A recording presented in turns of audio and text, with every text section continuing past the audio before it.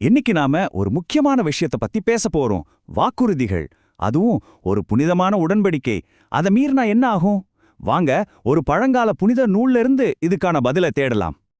இப்போ ஒரு புனிதமான வாக்குறுதி மீறப்பட்டா என்ன நடக்கும்னு கேட்டா, நம்ம ஒவ்வொருத்தர் மனசுலயும் ஒரு எண்ணம் வரும் இல்லையா? அந்த வாக்குறுதிக்கு என்ன மதிப்பு இருக்கு? அது உடையும் போது தனிப்பட்ட உறவுகள்ல இருந்து ஒரு பெரிய சமூகம் வரைக்கும் என்னெல்லாம் மாறும்? வாங்க இந்த கேள்வியோடவே நம்ம தேடல ஆரம்பிக்கலாம். நாம பார்க்க போற இந்த கதை குரான்ல இருக்கிற 2வது அத்தியாயமான சூரா அல் பக்கராவுல இருந்து தான் வருது.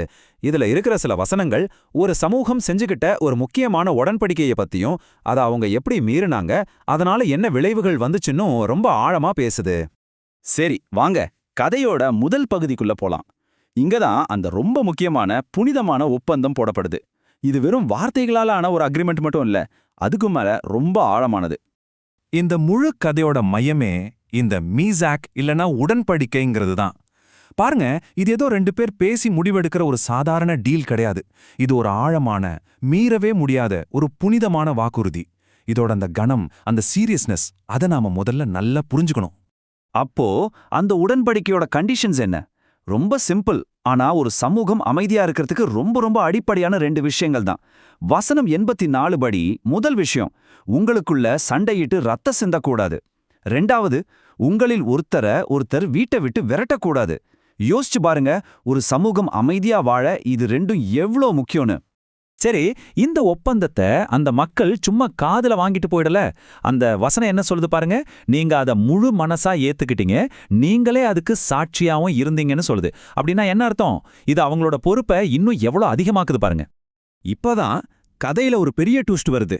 ஒரு பக்கம் இப்படி ஒரு புனிதமான வாக்குறுதி கொடுத்தாச்சு, ஆனா நிஜத்துல என்ன நடந்தது?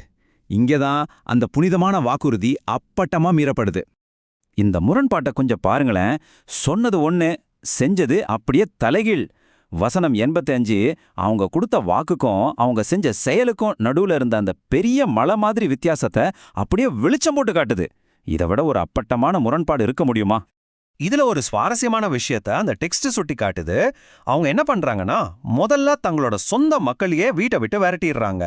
ஆனா அதே மக்கள் எதிரிகள் கிட்ட கைதியா மாட்டிக்கிட்டா பணம் கொடுத்து மீட்டுட்டு வராங்க.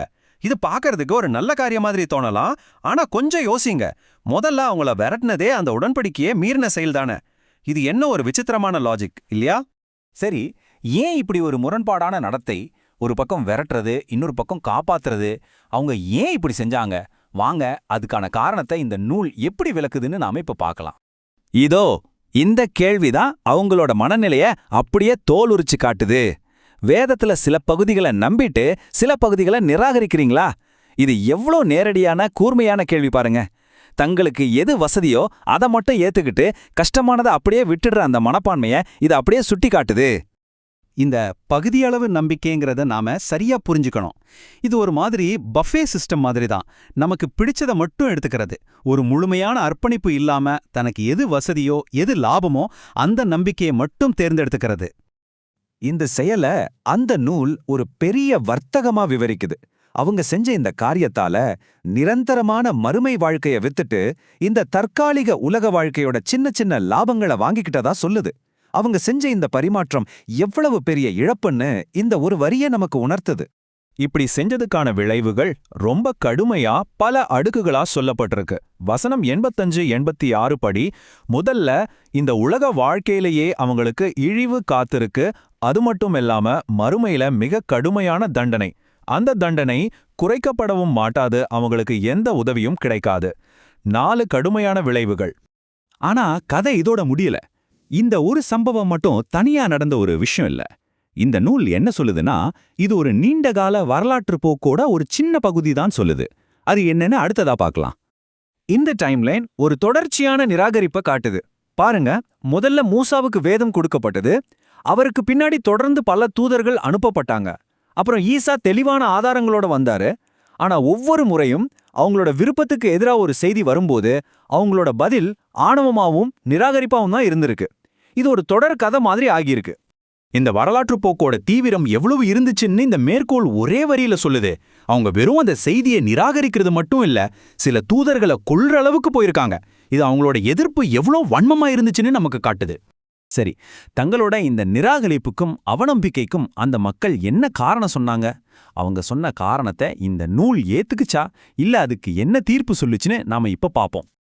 இங்க பாருங்க, அவங்க சொல்ற சாக்குப்போக்குக்கும் உண்மையான காரணத்துக்கும் உள்ள வித்தியாசத்தை, எங்களால சத்தியத்தை புரிஞ்சுக்க முடியல, எங்க இதயங்கள் மூடப்பட்டிருக்குன்னு அவங்க ஒரு காரணம் சொல்றாங்க. ஆனா இறைவனோட தீர்ப்பு என்னவா இருக்கு? இல்ல, உங்களுடைய தொடர்ச்சியான நிராகரிப்பால நானே உங்களை சபிச்சிட்டேன்னு சொல்லப்படுது. அப்போ காரணம் வெளியே இல்ல, அவங்களுக்குள்ளேயே தான் இருந்திருக்கு. கடைசியா வசனம் 88ல சொல்லப்படுற கருத்து ரொம்ப ஆழமானது.